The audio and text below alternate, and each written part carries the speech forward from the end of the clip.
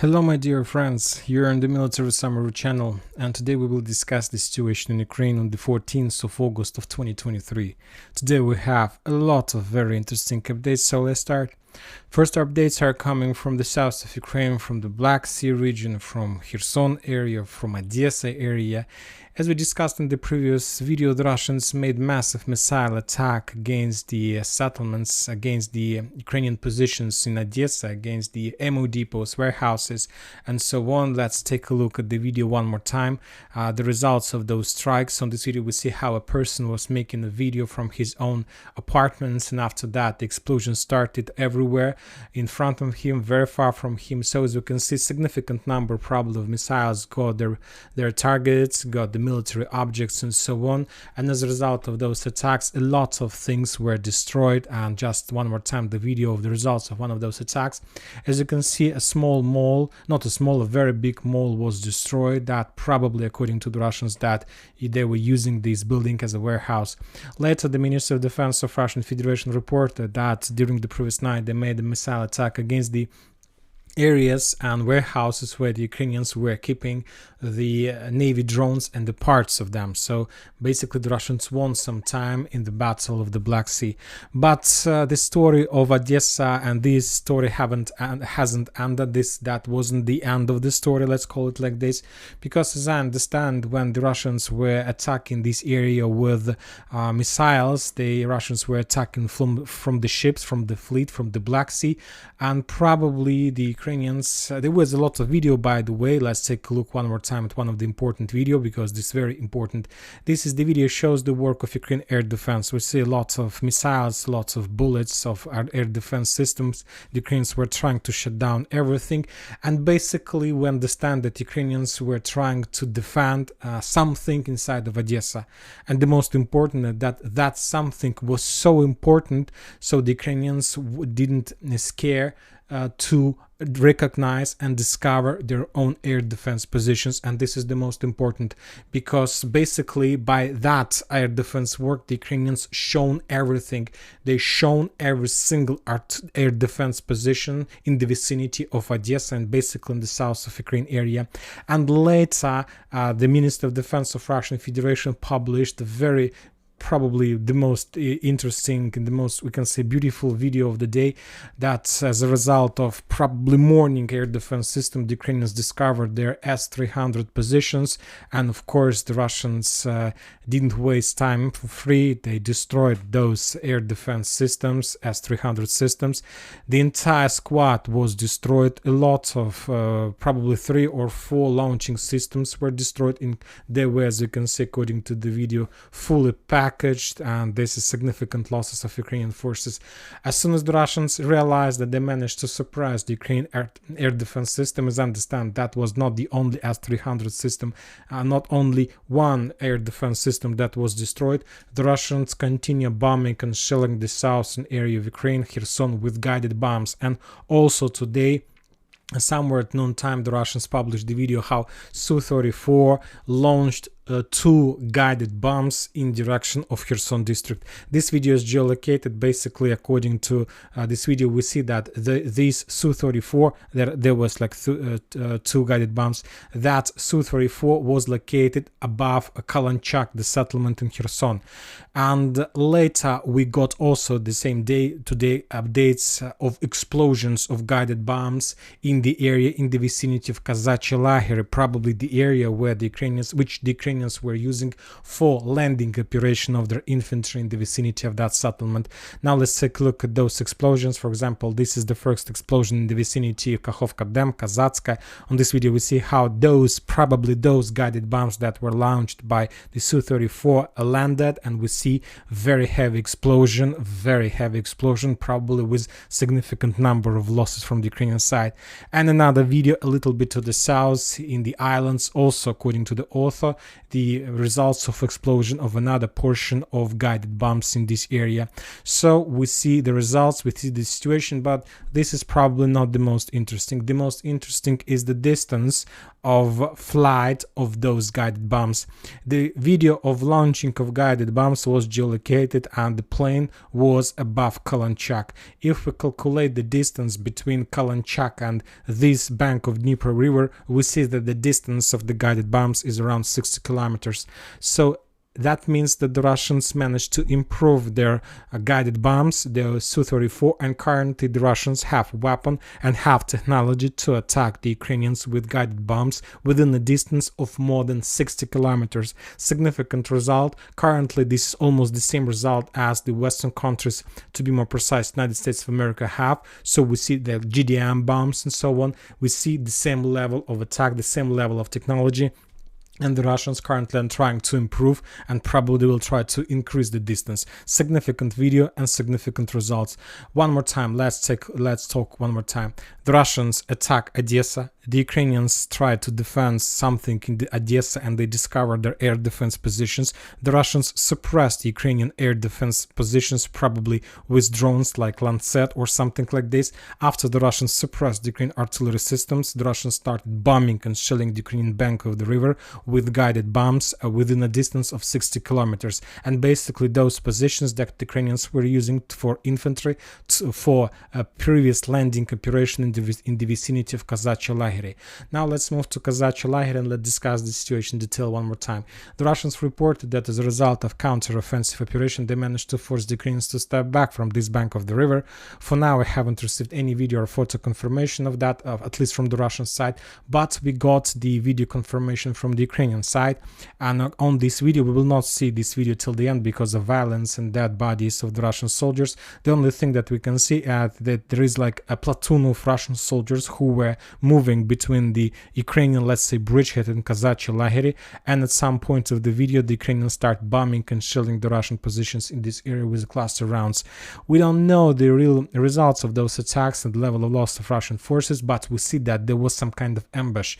We discussed that ambush in the previous videos, if you remember, and there was a situation with this bridgehead and the Russian mayor with the squad moved to these positions to figure out what happened, and the major of Russian army was captured by the Ukrainians, and right in a second the major of Russian army published a video how the Russians managed to capture the Ukrainian soldiers, but that was a trick, Ukrainian trick, and after that the major of Russian army disappeared and nobody could establish connection with him, and that was the reason why the Russians took a decision to send reinforcements in this area, and that was the video of that reinforcement who was heading in direction of the bridgehead that, according to Russian official information, was cleared by the major Russian platoon, and that Ukrainians were like forced to step back. But basically that was a trick, that was an ambush by the Ukrainian forces, that was a real operation when the Ukrainians were trying to force the Russians think that everything is under their control,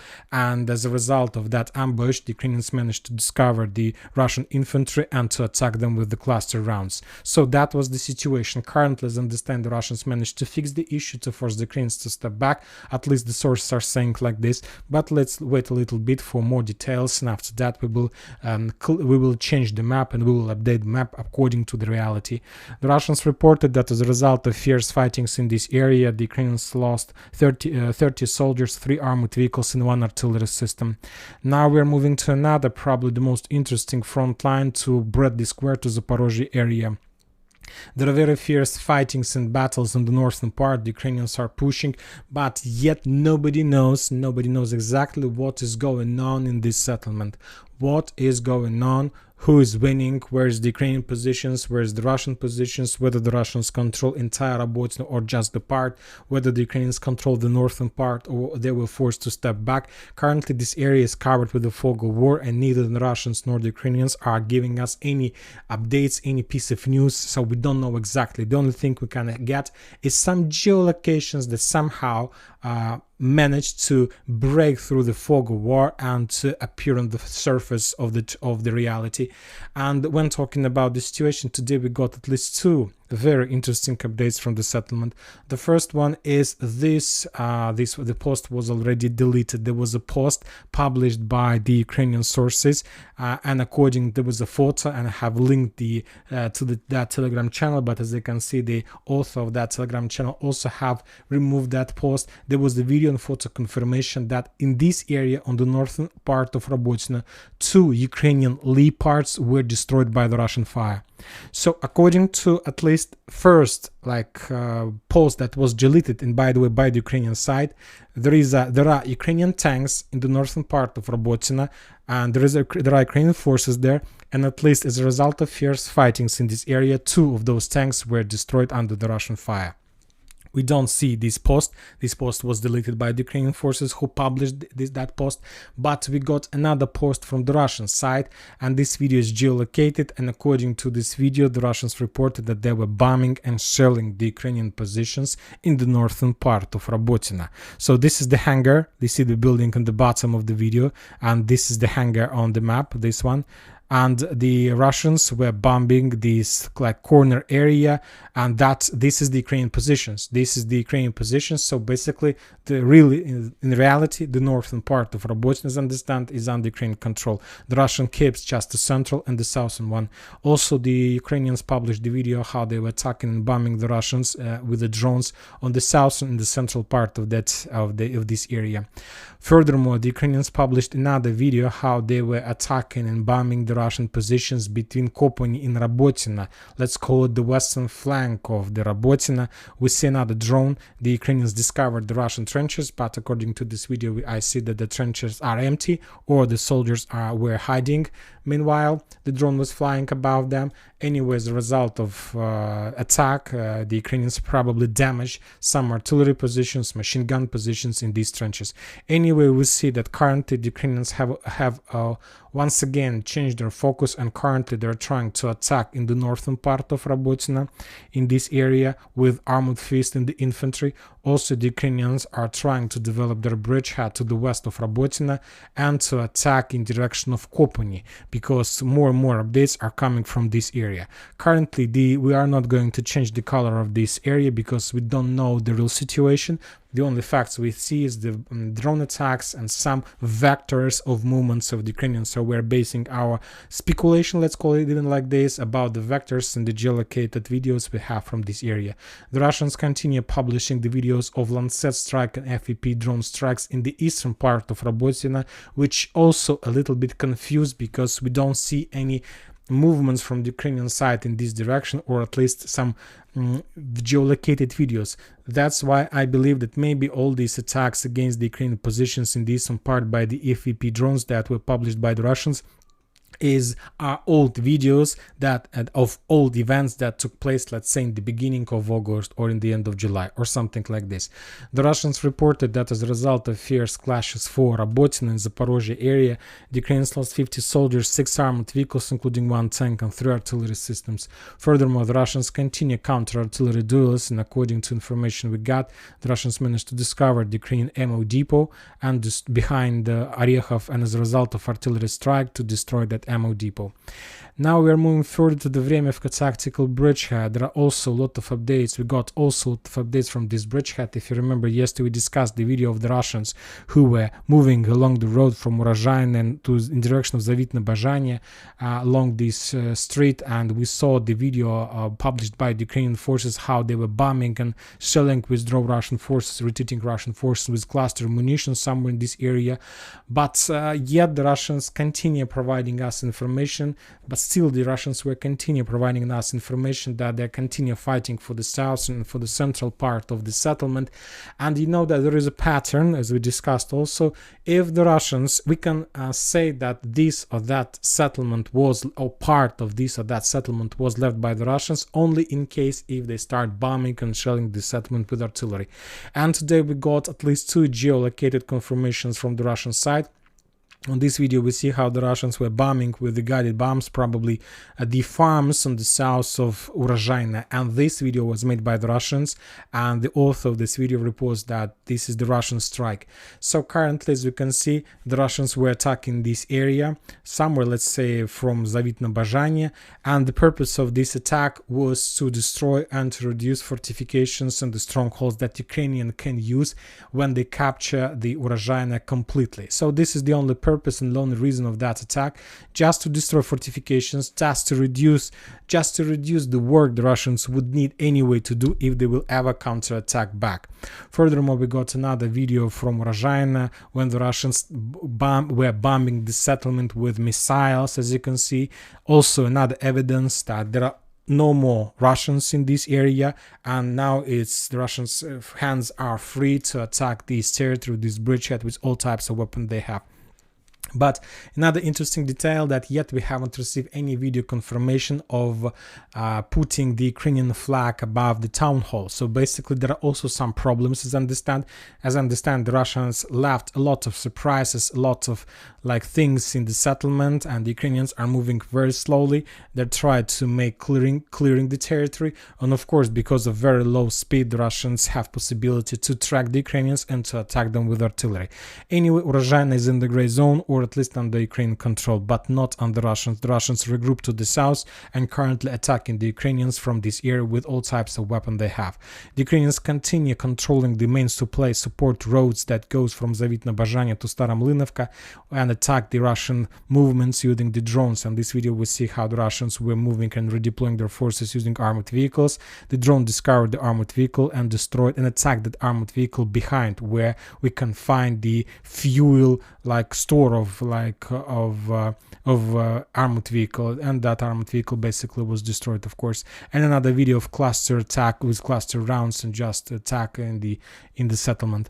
Anyway, if we increase the number of updates since the second half of July, we see the Ukrainian concentration. We see what was the reason of Ukrainian success in the Battle of Urozhaina, and basically the success was just because the Ukrainians established 100% control over the Russian supply roads, Russian forces, Russian positions in Stara Mlynovka and Zavitno Bazhanye with drone forces, and also they established artillery control over the Russian reserves behind Stara Mlynovka. So that was the reason of Ukrainian of won of that battle, and of course JDAM bombs as well. But when talking about the Russians, it's not a very big loss of Urozhaina. They did a very great job. They've been holding this settlement for a very long time. The Ukrainians lost significant number of infantry armored vehicles. The sources are saying that just for the Battle of Urozhaina these days, the Ukrainians lost up to 1,000 soldiers. We don't know the real numbers of Russian losses, but as I understand, they are much less in comparison with the Ukrainian one. When talking about this area, the Russians reported that as a result of clashes for Urozhaina, as a result of Ukrainian storming offensive operation, about those meat attacks with the horde attacks with the Ukrainian forces, the Ukrainians lost around 240 soldiers, 6 armored vehicles and 3 artillery systems. The Russians left Urozhaina, and currently this is the configuration of the front line. Now we are moving further to the South Donetsk area. We haven't received nothing, just one geolocated video. The Ukrainians reported that they managed to discover the Russian armored vehicle somewhere in this area and then bombed this area with a drone and destroyed it. So basically this video confirms the Russian positions on the north of Novomikhailivka and the Russian attempts to continue their Russian advances to the south for establishing the fire control over the roads that goes in the settlement of Novomikhailivka. Now we are moving further to Klishchiivka, to Bakhmut, to Artyomovsk frontline. Today we got a lot of very interesting material from this area, videos and so on. If a lot of Ukrainian sources, pro-Ukrainian sources, published today a very interesting video on the east of Andreevka, and the Ukrainians were saying that on this video we can see abandoned Russian convoy of armored vehicles. On this video we can see at least 3 tanks and at least 2 armored personal carriers, or vehicles that were, according to the Ukrainians, abandoned on these fields. But Military Summer Channel has completely different opinion about the situation. As I see, the tanks are not damaged, and basically the Russians Russians built their attack phase before upcoming offensive operation, which of course took place probably halfway an hour later, and we got the video of that attack. We discussed this video a few days ago, yesterday's I believe, the Russian offensive operation in the southern part of Klishchiivka, successful offensive operation that completed with the clearing of that area and forcing the Ukrainians to step back. So chronologically, at first the Russians moved their tanks in this area, and after that the Russians, after they received an order, started movement to the north in direction of Klishchiivka and cleared that settlement from the Ukrainian forces. The people are saying, so if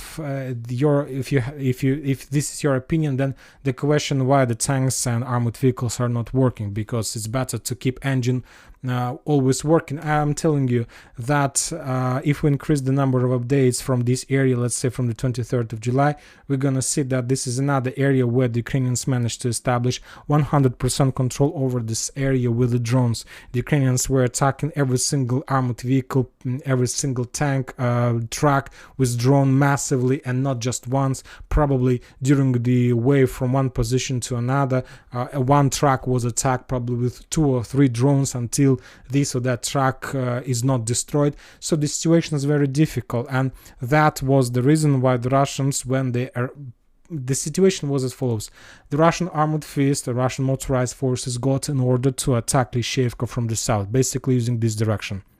And somewhere, let's call it from Zaitsevo, the Russian armored fist started their movement and they get their position in the vicinity of Andreevka. And after that, the Russians dropped their tanks in this area, and we see the video of abandoned tanks. And basically, the Russians, infantry, marines, tank drivers left their armored vehicles and got their positions among the trenches and the forest lines. And the reason of that, because this area, as we discussed, is under complete drone and artillery fire. Of course, as soon as the Ukrainians see the movement of T-90 and armored vehicles, they send dozens and dozens of drones with one purpose: to destroy these armored vehicles. And of course, these attacks could lead to destroy of entire convoy, including infantry and tank drivers. And at some point of attack, the Russians took a decision to unpack these armored vehicles and to go their positions, and the Russians started waiting. And another reason, they turned off the engines, probably to reduce the like hot sign of engines or something like this. It's of course probably reduced the Ukrainian possibilities of navigations, I don't know. And as soon as probably after the Russians complete artillery preparation in Klishchiivka, the Russian forces in those groups received an order and started their movement in direction of that settlement and successfully captured that settlement. Then they withdraw their positions and left just infantry and marines inside of the settlement. So that was the situation in the vicinity of Bakhmut. Furthermore, I'll remind you that the Russians reported that recently they have redeployed at least 2 motorized brigades, battalions, and 1 reactive artillery division in this area. And as soon as we see the number of artillery and tanks increase, the Ukrainians also start publishing the videos of attacks against tanks. So, for example, this is another evidence why the Russians left the tank before the attack. For example, in this video, we see how the Ukrainians managed to discover the Russian T-80, and as a result of artillery or drone strike, the Ukrainians destroyed the T-80 tank, and so that's it. And if the tank driver was inside of the tank, of course he was killed as a result of that attack. But I believe that, one more time, the Ukrainians, the Russians, are leaving their armored vehicles and try to keep their positions among the fortifications in the vicinity of equipment position or something like this. We also start receiving more updates, some updates from the north and Artyomov flanks, and after 2 weeks of operational pause, we see where the forces of 10th Mountain Assault Brigade continue publishing videos of hunting and attacking the Russian infantry along the railways. I'll remind you that the main Russian goal in this area is to continue advancing along the railways in direction of Vyimka, and basically the Russians are currently destroying everything on their way, but yet without any progress on the ground. And today we got very interesting video from Solidar. The Ukrainians managed to discover the Russian positions, and after that the Ukrainians attacked this area with artillery, and then we see some kind of regrouping of Russian infantry in this area. but yet also without any progress on the ground. Now we're moving to Liman area. The Tarskoye salient has been stabilized, no movements in both directions, neither from the Russians nor from the Ukrainian side. The only video we got is that the Russians, as a result of intelligence by the reconnaissance operation by the drone, managed to discover the Ukrainian M777 howitzer, and as a result of Lancet strike, that howitzer was destroyed. The Russians reported that as a result of clashes in this area, they managed to repel at least 2 attacks from the Ukrainian side in direction of Dibrova, and the Ukraine lost around 90 soldiers during the clashes of this area. Now we're moving to the Kupiansk front line. We also got a lot of updates from this bridgehead. The Russians continue attacking the Ukrainians in this area. There was some update about some progress of the Russians in the vicinity of Petropavlovka. Some sources even were saying that the Russians managed to get the outskirts of the settlement, but I see and I understand that that was some kind of speculation.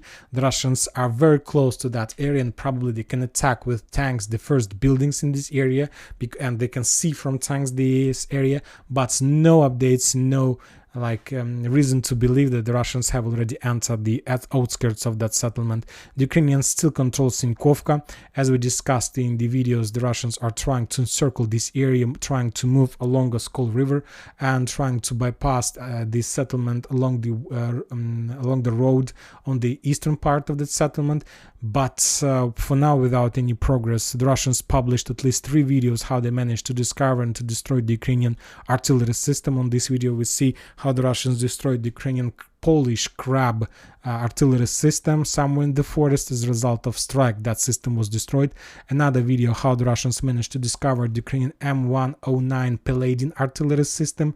It's the United States of America production artillery system, which was discovered by the Russians somewhere in the vicinity of Kupiansk and destroyed as a result of artillery fire. And we have another video of destroyed armored vehicle somewhere in the vicinity of Berestova. So we see that the Russians continue counter-artillery duels, trying to suppress the Russian artillery, and only after suppressing the artillery system they will start attacking and clearing this area with drones, and after that, at the third stage of offensive operation, they will launch tanks and the infantry. Very interesting update we got from the Ukrainian side. They have adopted the Brigade General Gnatov Andrei Viktorovich as the head of defense operation of Kupiansk. He is the person of Syrsk, is the head of infantry army.